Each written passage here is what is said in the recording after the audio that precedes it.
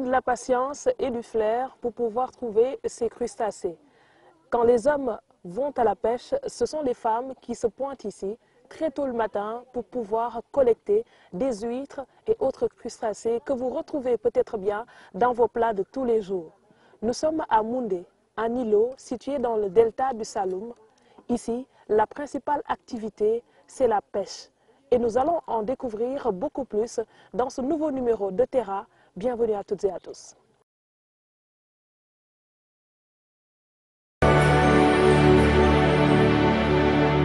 Dès les premières lueurs de l'aube, les femmes rejoignent le quai de pêche. Le pas pressé, pour ce qu'elles ont à faire, elles ont besoin d'y être très tôt le matin. Le temps est certes très frais, mais cela ne constitue en rien un frein à leur travail. Elles s'enveloppent des foulards tout autour pour se tenir un peu au chaud.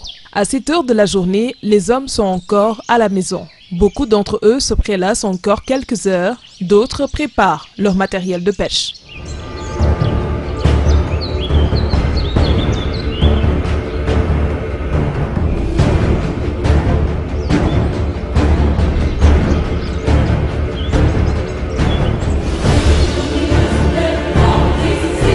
Moundé fait partie des îles du Saloum, une localité peuplée de sérères appelée Nyominka. La pêche occupe une place très importante dans leur quotidien. Les femmes se donnent rendez-vous chaque matin pour aller ramasser des crustacés. Notre équipe qui a choisi d'aller à l'aventure a décidé de les accompagner. Ce qui était parti pour être une promenade est vite devenu un calvaire. Des insectes appelés moutmout nous compliquent la tâche. Se couvrir d'un foulard n'y change rien, il pique la moindre petite parcelle de peau. Les femmes de Moundé y sont habituées, mais pour notre équipe de tournage, il faut allumer un feu pour les éloigner. Le répit ne durera pas longtemps, les insectes ne s'éloigneront pour de bon que lorsque le soleil se lèvera complètement. Des pagaies nous sont remis. Au même moment, un groupe de femmes s'occupe de la préparation du matériel pour aller en mer. Elles portent ensuite leurs moyens de protection, des restes d'habits ou des tissus défectueux raccommodés pour leur éviter de se blesser lors de la collecte.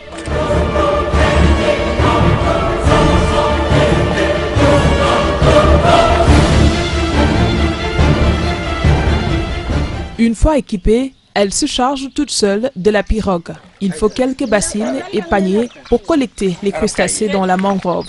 On se déchausse, pantalon relevé, pour entrer dans la pirogue. Une fois à l'intérieur, il faut ramer quelques coups pour rejoindre le bolong le plus près.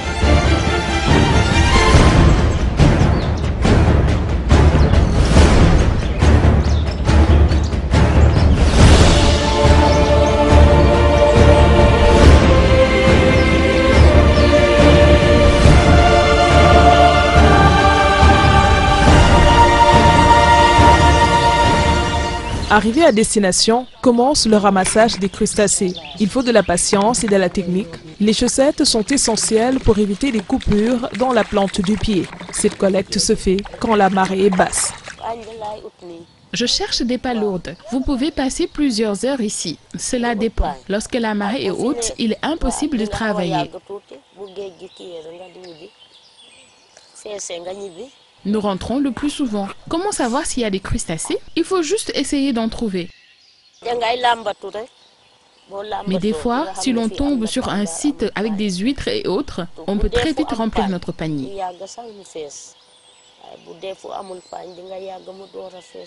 Le contenu de la collecte détermine le temps de travail. Elles sont sur le site tôt le matin et ne rentrent que tard dans l'après-midi. Ces dames restent penchées au sol durant des heures pour ramasser des huîtres, palourdes, coques communes, entre autres. La tâche est pénible, mais c'est le seul moyen de subvenir aux besoins de leur famille. C'est un métier très dur. Mais nous n'avons pas autre chose. Nous sommes obligés de l'exercer pour subvenir aux besoins de nos enfants.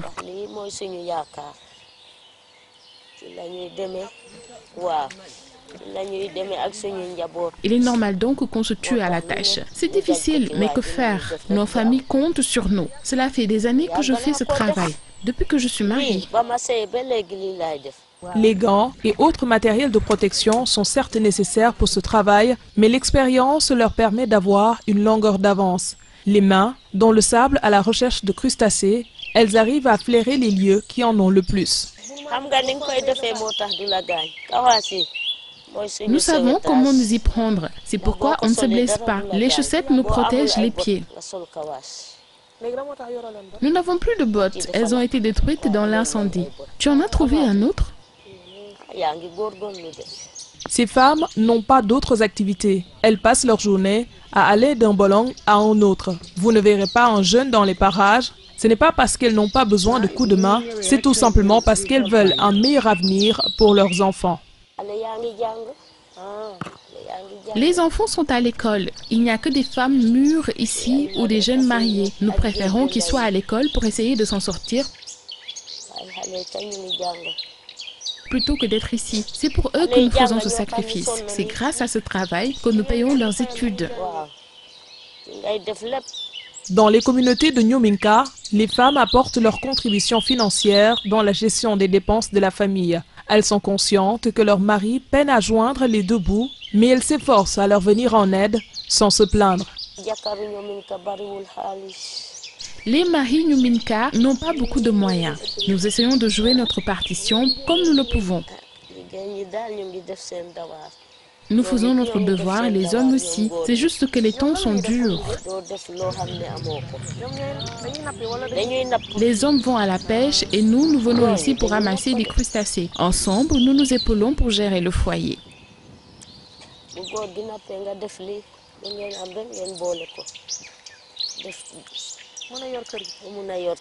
Après quelques heures de ramassage de crustacés, il faut changer de lieu. Puisqu'il est à des kilomètres, elles font appel à Bouba qui possède une pirogue avec moteur pour les aider à traverser. Malgré la fatigue qui se lit sur certains visages, elles entonnent des chants pour encourager le reste du groupe.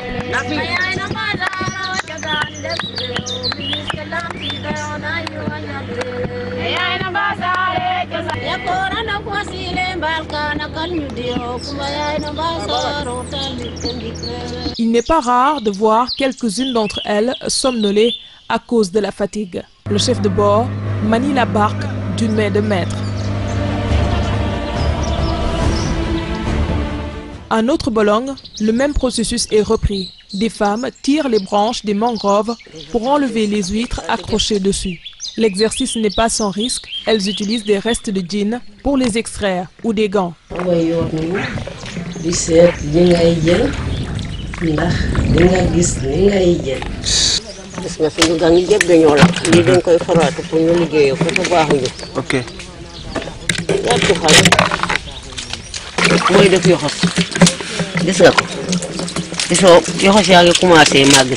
Non loin de là, se trouve l'espace aménagé pour favoriser la reproduction des huîtres.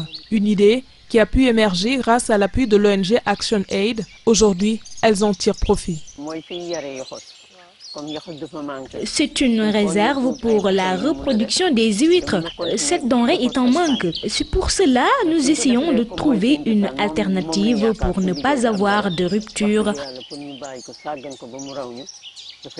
Ce travail est notre seul revenu et nous l'exerçons depuis toujours. C'est pourquoi nous faisons tout pour entretenir ce projet. De plus, nos aïeux faisaient cela, mais je ne souhaite pas à mes petits-enfants de faire ce travail.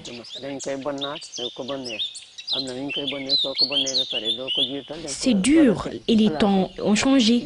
Nous prenons des coquillages d'huîtres que nous perçons. Pour les accrocher à ces fils, il faut bien les placer. Veiller à ce qu'ils ne soient pas complètement immergés et qu'il y ait du temps du soleil. Nous les laissons accrocher ici durant une année avant de les enlever. Il y aura des huîtres à l'intérieur et de bien meilleure qualité.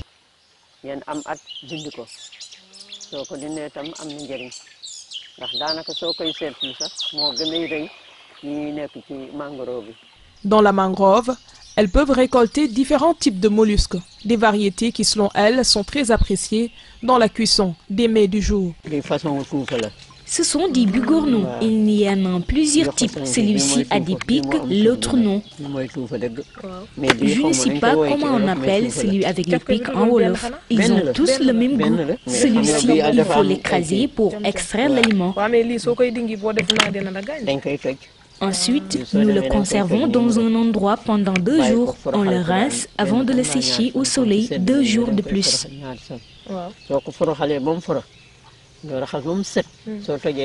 Une partie, nous l'utilisons pour notre consommation, l'autre, nous la vendons.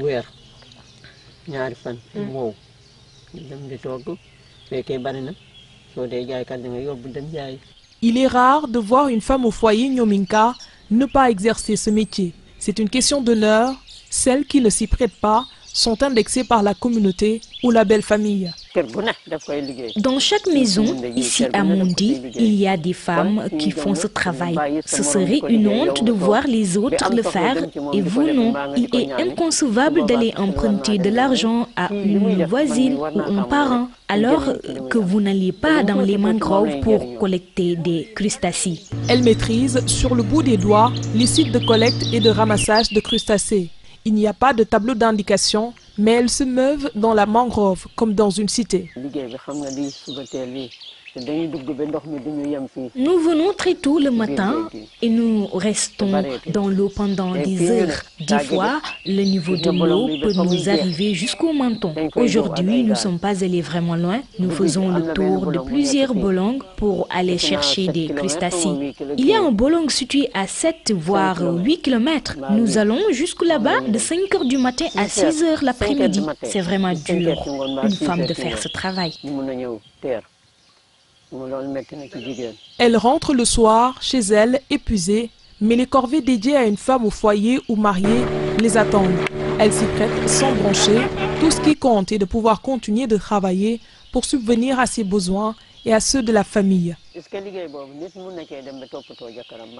Avec ce travail, est-ce qu'il est facile pour une femme de prendre soin de son mari et de sa famille? C'est difficile. Quand vous rentrez à la maison, vous êtes obligé de vous occuper de certaines corvées, préparer le dîner. Dès que vous arrivez, la première chose qu'il vous demande est de lui servir à boire. S'il vous demande autre chose également, vous n'osez refuser. C'est le destin que le bon Dieu a choisi pour nous et nous l'acceptons en tant que croyantes. Quand nous rentrons à la maison, nous nous efforçons d'être dans les bonnes grâces de nos maris afin de pouvoir retourner leur travail le lendemain. Parce que s'il vous interdit de sortir ou d'aller travailler, vous êtes obligé de vous plier à cette requête.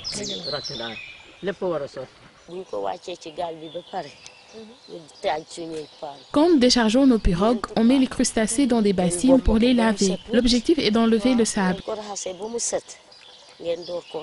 Ensuite, nous procédons à la cuisson. Après cela, on enlève les coquillages et on lave à plusieurs reprises les aliments retirés avant de les sécher.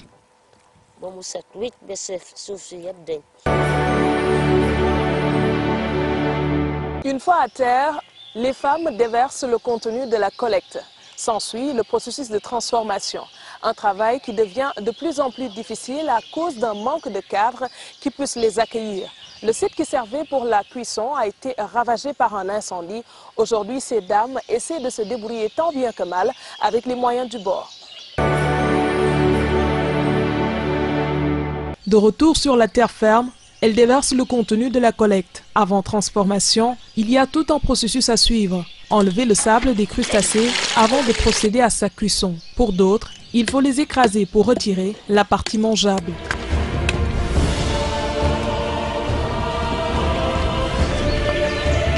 Le matériel de collecte est rangé dans une tente qui leur sert d'abri. Certaines s'occupent du séchage des habits, le reste se charge de trouver du bois mort pour faire du feu. Ce travail se faisait au préalable dans l'espace qui avait été aménagé pour la cuisson. Aujourd'hui, il ne reste qu'un tas de ruines. La présidente de l'Union locale des femmes revient sur le film du drame. Nous étions toutes parties à un mariage. On avait rassemblé nos bagages et matériel de collecte dans un site pour pouvoir le lendemain aller très tôt en mer. Quand nous étions à la fête, nous avons vu les gens courir de toutes parts. À ce moment, tout avait brûlé. Il y avait nos bottes, des bassines en caoutchouc. Entre autres, nous avons tout perdu dans l'incendie. On s'est rendu tardivement compte de l'ampleur des dégâts. Le soir, quand je suis passée, il n'y avait plus rien. Tout était réduits en cendres, bassines, gants, clés de séchage, entre autres. Nous avons tout perdu. Et là, notre travail est devenu plus difficile. Nos pieds et mains sont exposés. Et maintenant, nous séchons nos produits par terre sur les coquillages.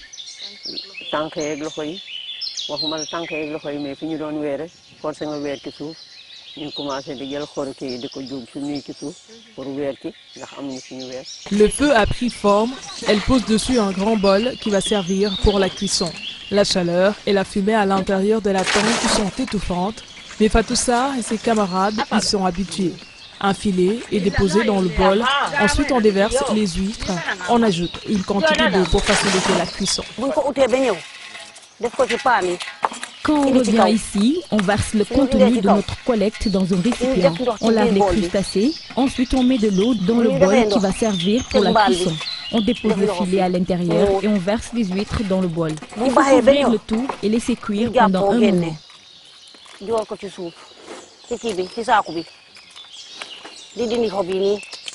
Quand on retire le filet, le contenu est déversé sur un étal. À l'aide d'un couteau, on enlève les coquillages. On rince les aliments avant de les sécher au soleil. Le travail est dur. C'est nous qui cherchons du bois pour la cuisson. Nous faisons des va-et-vient et la chaleur ne facilite pas les choses.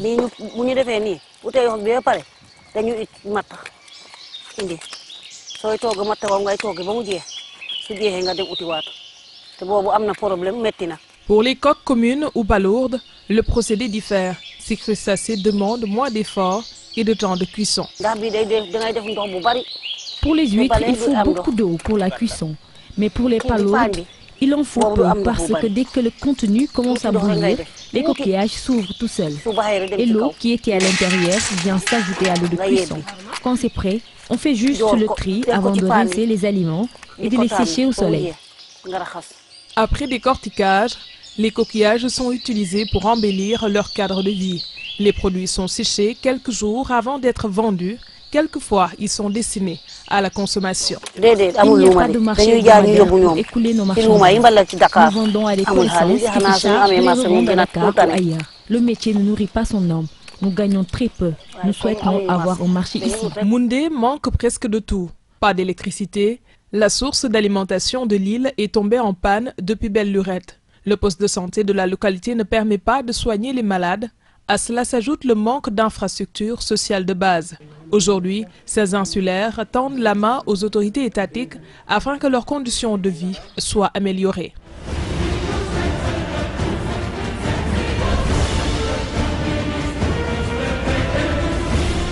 Après une dure journée de travail, quoi de mieux que des chants pour faire baisser la fatigue et redonner au groupe du baume au cœur. Quand l'ambiance est au rendez-vous, il n'est pas exclu de voir certaines esquisser des pas de danse.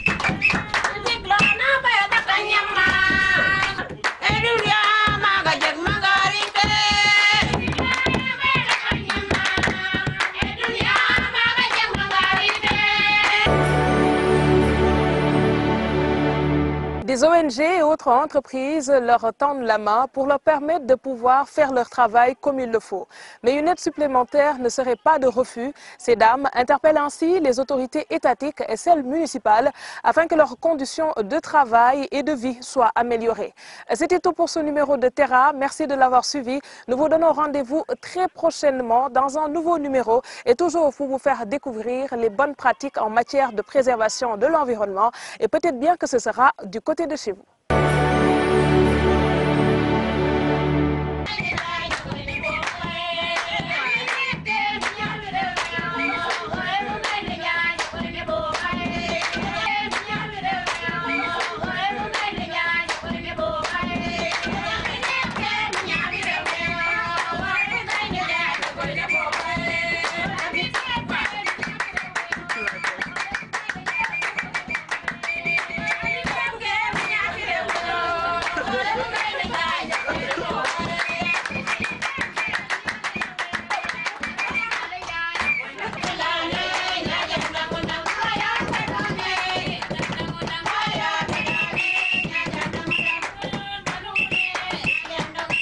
jarul lan ah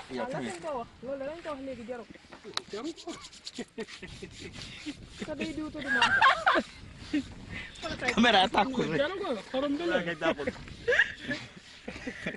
Baca rek.